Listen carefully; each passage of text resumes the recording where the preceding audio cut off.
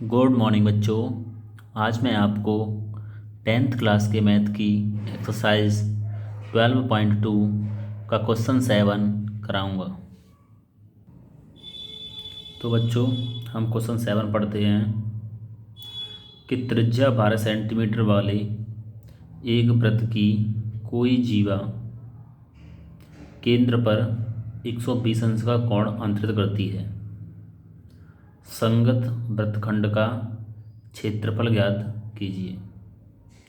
हमें त्रिज्या दे रखी है, एक वृत्त दे रखा है, वृत्त की त्रिज्या दे रखी है 12 सेंटीमीटर और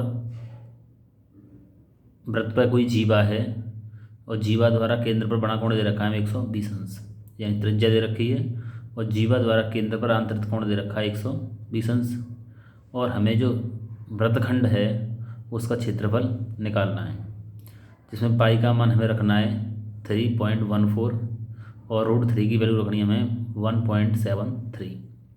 तो आइए सबसे पहले हम इसका चित्र बनाते हैं और फिर इसे हम सॉल्व करेंगे।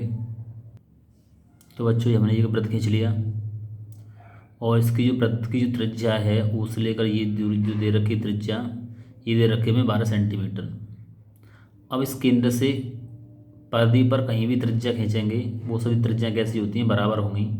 तो एक त्रिज्या ये खींच दी हमने और इसकी दूरी जो दे रखी है वो 12 सेंटीमीटर है और जब ये 12 सेंटीमीटर है तो ये भी 12 सेंटीमीटर होगी, क्योंकि त्रिज्या कैसी होती हैं आपस में बराबर होती हैं। और ए बी जो हमने जो खींची है ये क्या है, जीवा है। ए बी एक जीवा है और इस जीवा के द्वारा केंद्र पर जो कोण बना हुआ है वो है हमारा 120 अंश का। तो ओ ए बी एक त्रिभुज बन गया और इस त्रिभुज का कोण हो गया हमारा कितना 120 अंश। ए बी क्या एक जीवा है और ए बी पी ये जो क्षेत्र दे रखा है ये क्या है वृत्तखंड।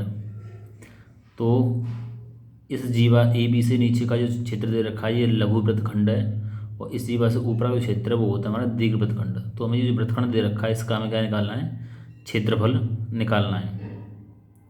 तो इसके लिए हमें सबसे पहले ये देखें क्या क्या दे रखा है, हमें दे रखा है त्रिज्या दे रखी है, वृत्त की त्रिज्या दे रखी है 12 सेंटीमीटर और केंद्र पर बड़ा कोण दे रखा है हमें कितना 120 अंश।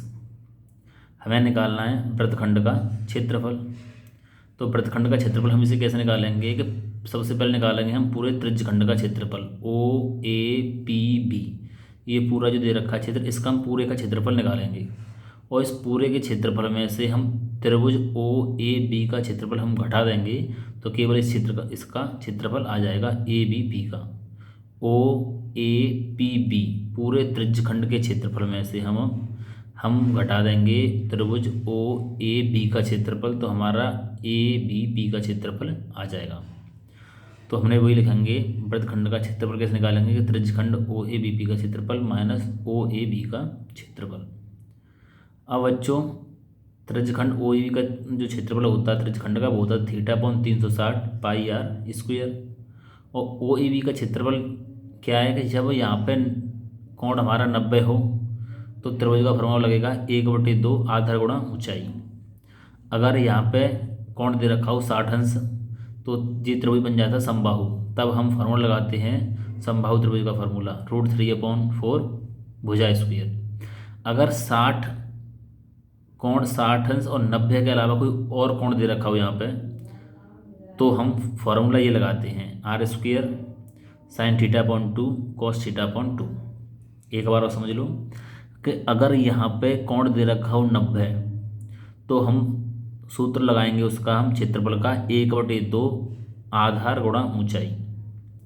अगर कोण दे रखा हो यहाँ पर 60 अंश तो बन जाता है ये समबाहु त्रिभुज। तो हम फॉर्मूला लगाएंगे समबाहु त्रिभुज का क्षेत्रफल का √3/4 भुजा स्क्वायर। अगर 60 और 90 के अलावा कोई और कोण दे रखा हो तो हम इस फॉर्मूले को लगाते हैं क्षेत्रफल का r² sin θ/2 और cos θ/2।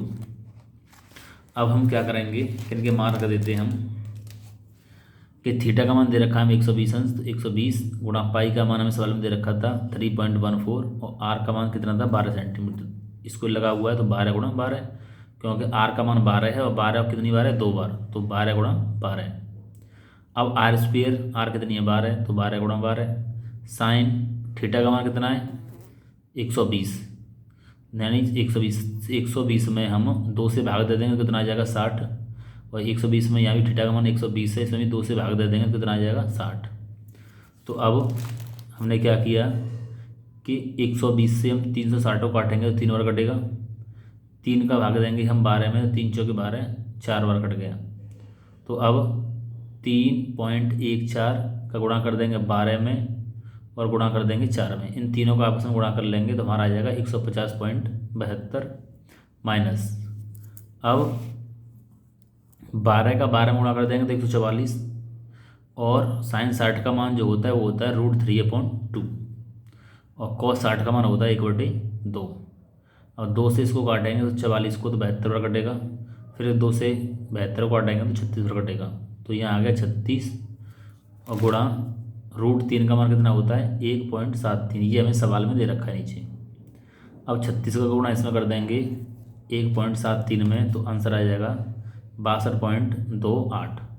तो 150.72 में से 62.28 को घटा देंगे तो आ गया हमारा 88.44 सेंटीमीटर स्क्वायर।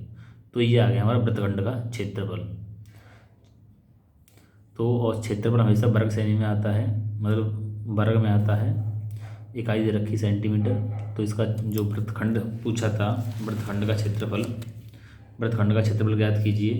तो हमारा इसका क्षेत्रफल कितना आ गया 88.44 सेंटीमीटर स्क्वायर।